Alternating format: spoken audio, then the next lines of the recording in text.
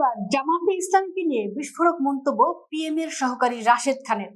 জামাতে ইসলামী ও ইসলামী ছাত্র শিবিরকে জালিম সংগঠনে পরিণত হওয়ার অভিযোগ তুলে দলটির কঠোর সমালোচনা করেছেন প্রধানমন্ত্রীর রাজনৈতিক সহকারী রাশেদ খান। তার দাবি, প্রধান বিরোধী দলের অবস্থানে যাওয়ার পর জামাত আওয়ামী লীগের প্রায় সব বৈশিষ্ট্যই অর্জন করেছে। একই সঙ্গে ভবিষ্যতে দলটি রাষ্ট্র ক্ষমতায় গেলে ভিন্ন মতের রাজনৈতিক পরিসর সংকুচিত হওয়ার আশঙ্কাও প্রকাশ করেছেন তিনি। রোববার রাতে নিজের ভেরিফাইড ফেসবুক পেজে দেওয়া এক পোস্টে এসব মন্তব্য করেন রাশেদ খান। সেখানে তিনি জামাত শিবিরের সাম্প্রতিক রাজনৈতিক কর্মকাণ্ডের সমালোচনা করে বলেন, কুষ্টিয়ায় গণ অধিকার পরিষদের নেতা কর্মীদের রক্তাক্ত করার পর সংগঠনটি আবারও দেশীয় অস্ত্র ও লাঠিসোঁটা নিয়ে পেশি শক্তির মহড়া দিয়েছে। রাশেদ খানের ভাষ্য, অতীতে দেশের বিরোধী দলগুলোকে মজলুম ও বিনয়ী হিসেবে দেখা গেলেও বর্তমান রাজনৈতিক বাস্তবতায় সেই চিত্র বদলে গেছে। তার অভিযোগ, প্রধান বিরোধী দলের অবস্থানে যাওয়ার পর জামাতে আওয়ামী লীগের বৈশিষ্ট্য ধারণ করেছে। তার আশঙ্কা, ভবিষ্যতে জামাত ক্ষমতায় গেলে ভিন্ন মতের রাজনৈতিক কর্মকাণ্ডের জন্য ন্যূনতম পরিসরও রাখা হবে না। তিনি বলেন, জামাত ও ইসলামী ছাত্র শিবিরের রাজনৈতিক আচরণ নিয়ে এখন নতুন করে প্রশ্ন উঠছে।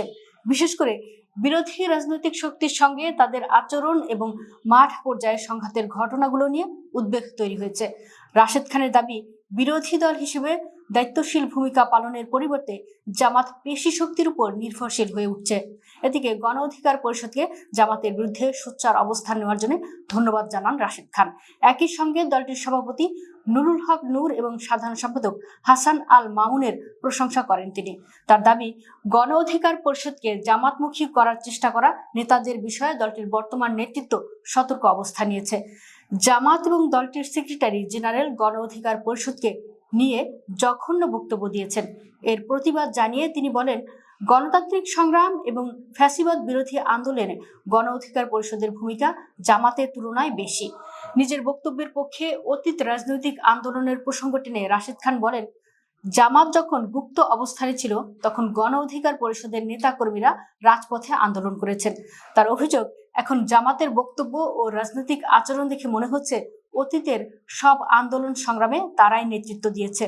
তবে ইতিহাসকে নিজেদের মতো করে পরিবর্তন করা সম্ভব নয় বলেও মন্তব্য করেন তিনি। রাশেদ খানের এসব বক্তব্যের বিষয়ে জামাতে ইসলামের পক্ষ থেকে তাৎক্ষণিক কোনো প্রতিক্রিয়া পাওয়া যায়নি। ফলে তার উত্থাপিত অভিযোগগুলোর বিষয়ে দলটির বক্তব্য এখনো জানা যায়নি।